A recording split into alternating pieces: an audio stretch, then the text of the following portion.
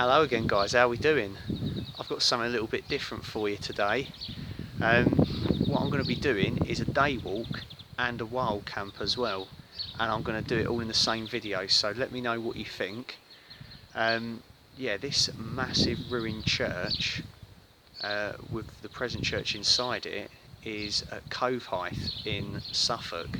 It's just south of Lowestoft, so it was about a 2-hour drive for me. It's from the Suffolk Walks book. It's number 7, Covehithe and Benacre. It's a 5.5 mile walk, so it should take about 2.5 hours. And then also to accompany the book, you're going to want OS map, Explorer 231, South Wold Bungay, Halesworth and Kessingland. That's the one. So yeah, this should be interesting, this one. And yeah, if I sort of pan you round behind me, the road going that way goes off the edge of the cliff due to the coastal erosion. It's unsafe for vehicles or pedestrians to go down there, but I've seen a few people walking down there, so go and have a look at that.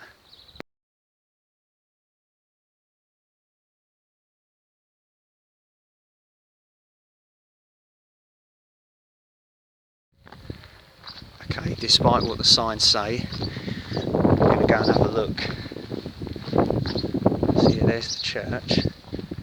I'm going to walk back there, and I'm going to just sort of read you through a little bit. It's quite busy in there at the moment. There's a lot of people out today, so they're all having a look down there.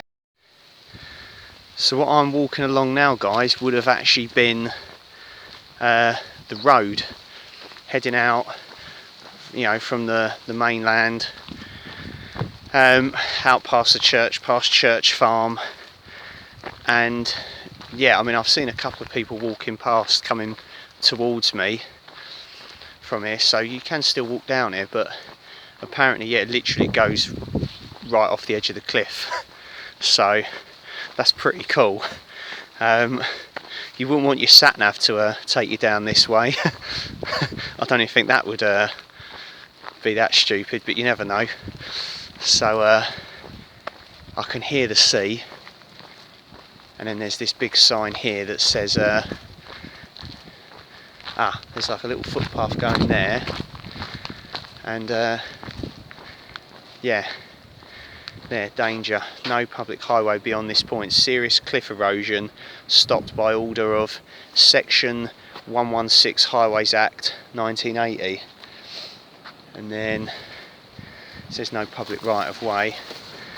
We go out here, and there we go. Wow, that's dramatic, isn't it? So yeah, these cliffs are very unstable, so I'm not going to get too close to them, but how close do you dare go? Look at that. Tom Outdoors goes coastal. Get in. That's for you, Jake, mate. Nice. The delightful shoreline part of the route has a desert island feel to it as it passes the lagoon-like Benacre Broad, but may not be passable at exceptional tides. Elsewhere, the walking is easy on quiet lanes and a woodland track. The crumbling cliffs below are receding faster than any others in the country, so therefore they should be given a wide berth to avoid falling debris. Okay, let's get ready to ramble, let's get ready to walk! In its prime, Covehithe was a busy port, hence the erstwhile magnificence of its church, which would have rivalled that of Blythburgh. Although Cromwell has been blamed for its ruinous state, it appears that the small thatched church built within the shell of the nave in 1672 reflects the decline of Covehithe after its medieval prosperity, rather than the result of Puritan vandalism. Okay, let's go in and have a look.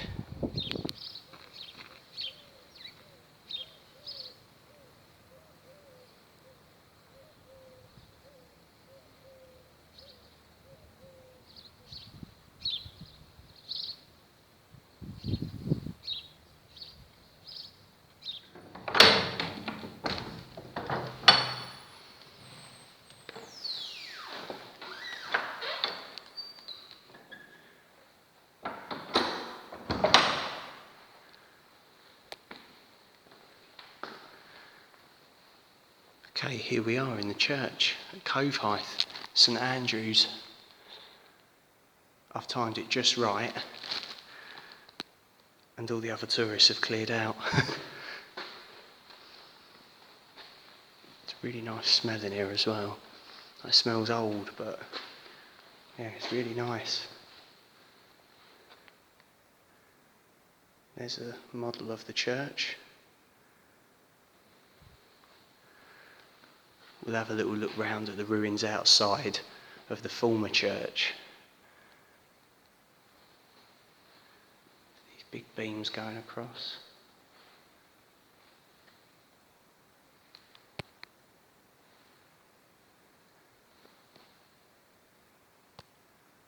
Apologies about the focusing and refocusing.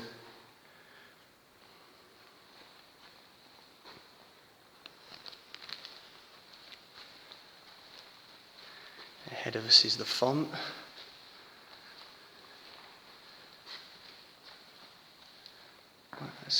The carvings on it are quite something. So this is a little piece about the old church. When it was built in the mid-15th century, this must have been one of the great churches of East Anglia, but by the 17th century it had become too much of a burden for a shrinking community, and in 1672 the parish asked the diocese if they could dismantle all but the tower, sell the materials and build a smaller church within the shell. Permission was granted, and today the church's Conservation Trust sees to the maintenance of the tower and the ruins. The stately tower has been part of an earlier 14th century church, and most of its walls are surfaced with small pebble flints. The new church, the humble replacement with its thatched roof, snuggles up against the east wall of the tower. The walls are a mixture of flint and stone saved from the ruins and topped with red brick.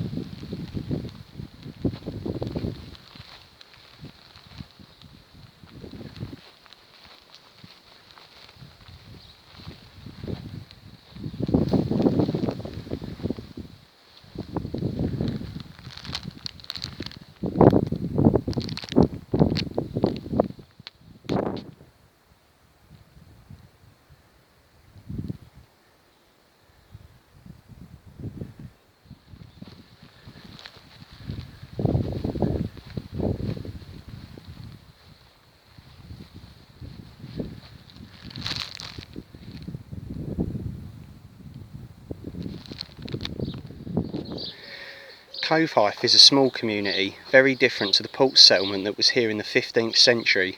Despite the ravages of the sea, the present village continues to form a focus for the vibrant local landscape of farming and wildlife.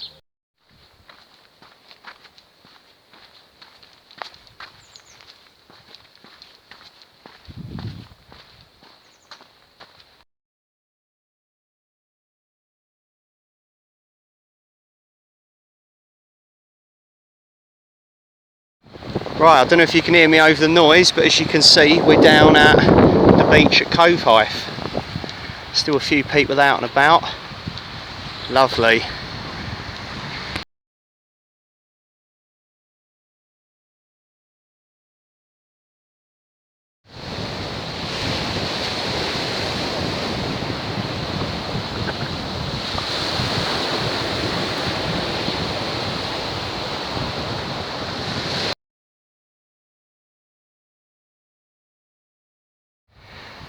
Okay, this pipe sticking out of the cliff up here is a telegraph cable, and it marks the truncated lane that once ran to the harbour, but of course due to like the coastal erosion and stuff, it's gone all the way back, so it would have been further out there and it's gone all the way back to here. I mean, look at these cliffs, you can sort of see how dodgy they look. Like it's like slides all the time and stuff, so yeah, you wouldn't want to sit underneath that. But yeah, I believe that is the telegraph cable that used to run out to the harbour. Pretty cool. Approaching Benacre Broad, the skeletal remains of trees scatter the beach, uprooted as the cliffs on which they perched were undercut by waves. The area is part of a national nature reserve and includes a diverse range of habitats encompassing beach, dunes, heath, broads and woodland.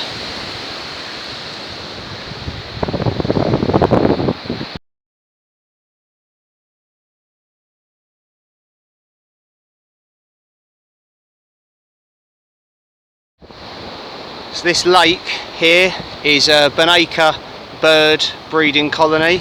So it's all fenced off, so you can't go in there. There's a little bird hide over there, that little wooden shack. So yeah, carrying on, heading north along the beach.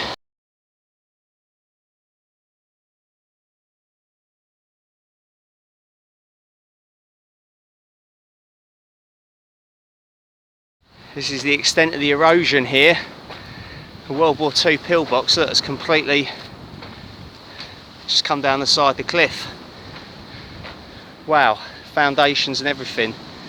And it looks like it's stayed mostly intact. You don't see too many pillboxes like that on their side. During the Second World War, this part of the coastline was vulnerable to invasion, and the concrete track was laid to link the defence works put in place. That concrete track, by the way, is just up there, and that's where I'm going to head inland. So it's on the route. I think it's part of the Suffolk Coast Path and all, which I did quite a while ago, a few years ago. Scattered about, half hidden by the sand, are pillboxes and tank traps, and the lagoon just to the north was one of 3 gravel pits from which ballast to build them was dug, the other 2 having been engulfed by the sea. And this is the concrete track they were talking about, and that's going to take us down following the Suffolk Coast Path heading inland. And as you can see, the concrete track would have run all the way out to here, and then look where the erosion has been, it's just collapsed into the sea, or well, onto the beach. Yeah, been walking down this road inland now for quite a while. Nothing really of interest, a few farms dotted along the way, and yeah, so not a lot really. It's got to be a good third of the walk has been on roads, and yeah, and then probably the other third was on the beach. That was really nice. And then we had I think there's maybe some sort of forest kind of walking, or so it passes some woodland anyway coming up. We're now coming off the road and heading down this byway back to Covehithe, and as you can see, still on the Suffolk Coast Path.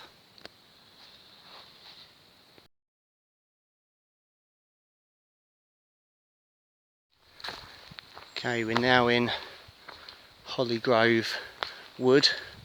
We're just passing to the right of it.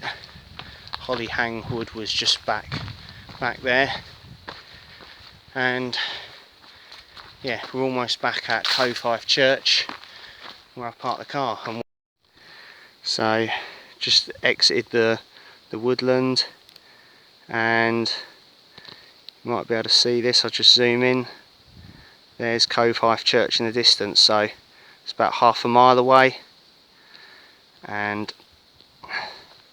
yeah, so this lane here, turn left, follow it back to there.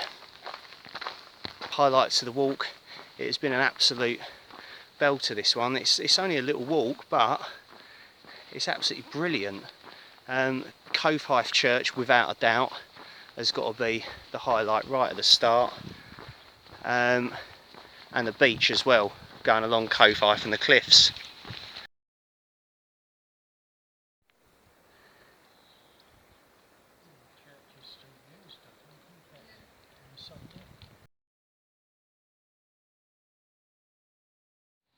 Alright guys, the wild camp is on. I've come back out to the cliffs, Covehithe, and as you can see, the sea's behind me, and there's the moon as well. How cool is that?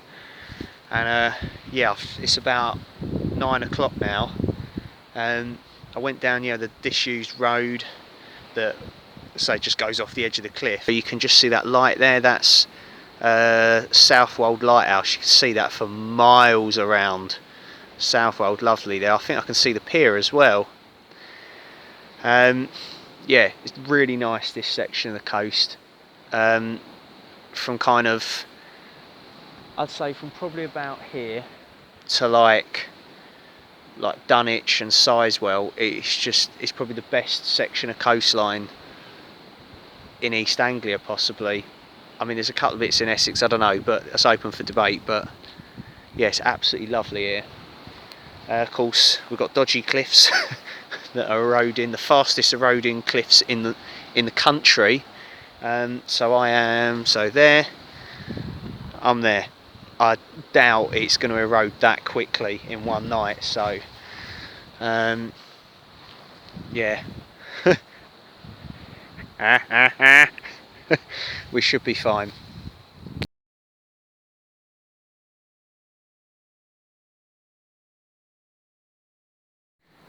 So this is my setup for the night.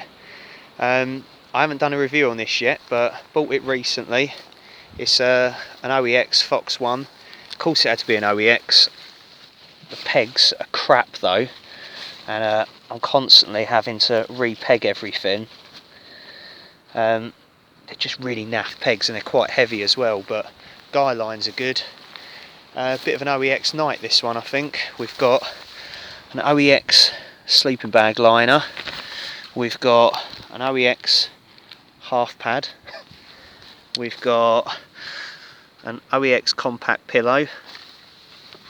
Then we've got an OEX thermal short sleeve top to sleep in.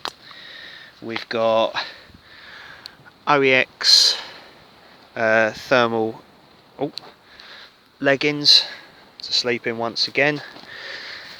My food bag's OEX. I nearly bought my OEX 35 litre Valo rucksack, but just a bit too bulky, and I thought, well, don't really need it, so I've bought my Osprey Talon 33 litre. I haven't used that for a while. Got 2 litres of water there. This is that sleeping bag that I used the last camp and the camp before, I think. So it's, doesn't say it on here, is the bag. It's, if that's going to focus, there we go. Carrymore Travel Light 2-season bag. It weighs 800 grams. So yeah, should do the job, coupled with a liner. I've also got the Terra Nova laser sleeping pad, very thin foam pad, nice and light. Through night T20, T10, sorry, what am I going on about? Hanging up there, got my TH10 headlight there for later on. Got that little Rab wind veil jacket, that's really good that. I've got some waterproof socks, and my out kit pots again with a little mini stove in, the titanium Esbit one, mini Esbit, titanium sporks, and then in there I've got my Highlander Blade Mark II fast boil stove, kind of like a jet boil really, just because I thought if I'm out on the cliffs here by the coast and that, it could be quite windy, so that thing's really good in the wind, it's great. Lovely moon, as you can see. Let's try and zoom in. Zoom in. There we go. I've just cooked up some things like macaroni cheese pasta or something like that, one of those bachelors pasta and sauce deals. I've got some actual super noodles, bacon flavour for later. Started putting in plastic bags. I find you can sort of pack them smaller. In the titanium mug there I've got a Horlicks hot chocolate. Tent's all set up, and now I can sit and relax and enjoy this view I should be fine here until morning, so I'm going to get up early. But yeah, this is what it's all about, isn't it? It's brilliant. Alright, as you can see, the light is fading. Look at that, the moon over the water there. I'm had that pasta and sauce. I'm now having the super noodles, bacon flavour. Hot chocolate's still too bloody hot to drink. And yeah, it's nice. Put the thermals on now.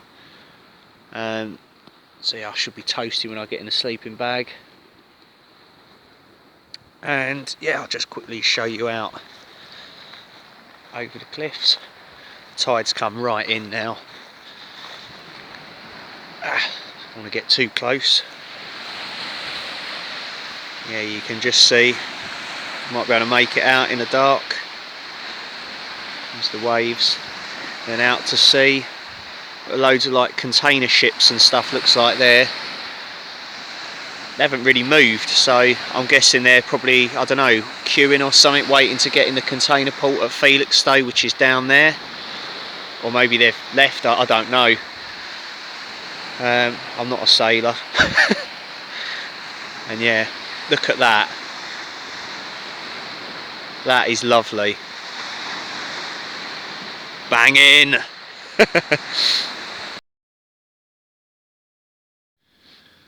Well, alright guys, I'm sort of settling down for the night now, and I'm in the little OEX Foxx 1 tent. It's probably about as spacious as like my Gillette Solo. It's pretty much the same tent really, except it's black. And the poles on it I think look a little bit suspect. They don't look as like particularly strong. They're quite thin. They're like anodised aluminium, I think, something like that, and like they're really thin. I remember when I saw it in Go Outdoors, like set up in a little tent section outside, the pole on their display models actually snapped. I was like, that doesn't really like give me much confidence that I've just bought this tent. But nah, it seems nice. Yeah, let's say pretty much the same as a Gillette Solo really, or my high gear Soloista that I sold to Jake. But you know, it's got a nice little porch on it. You've got this little door at the back as well. It's like a half size door, so if you was just putting shoes and stuff outside out the back part, you could do that.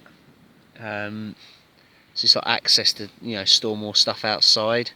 But to be fair, I can fit pretty much all my gear inside the tent with me. I just like sleep on the rucksack and whatnot. But I've used some of the porch, the front porch anyway. I haven't used anything out the back. I can't be bothered with that. So yeah. Anyway, it's been a good day, this one. I'm going to get up early, get some breakfast going, get out. So see how I sleep. So I'll see you in the morning.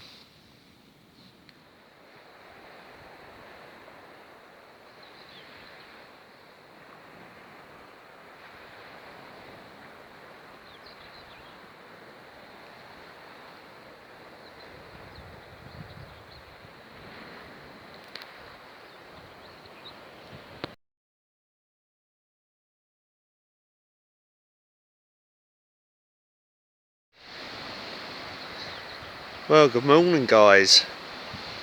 As you can see, lovely sunrise coming across the sea.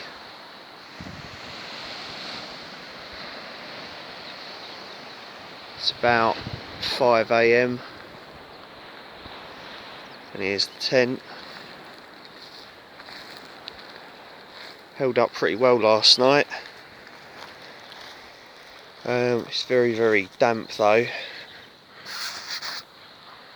Hopefully the sun will dry it out. I'm gonna have to probably wipe it down before I take it all down. But yeah, did the trick. As I say, pretty much like the Gillette Solo really. Right, time for some breakfast. I'm all packed up, apart from the flat grass. I've left absolutely nothing. You wouldn't know I'm here. So yeah, always practice, leave no trace. I've got me breakfast to go, got some porridge. It's just gone 5:30 in the morning, so I'm actually leaving a lot earlier than I planned. But that's probably a good thing though. Already just bumped into one dog walker already. Like literally he turned up about 5:20. So yeah, people in this part of the world are up early, so in that case so am I. Right, you'll see me next back at the car. Alright guys, well it's just gone 6 o'clock in the morning, back at the car. Looks like all the wheels are still on it. And yeah, I'm heading home. So it's been a good walk yesterday, good camp last night, and it's a lovely morning today as you can see, so nice little weekend adventure. Right, yeah, thanks for watching, hope you've liked this one. Let us know what you think. It's good to be back out wild camping. Cheers, see you later guys.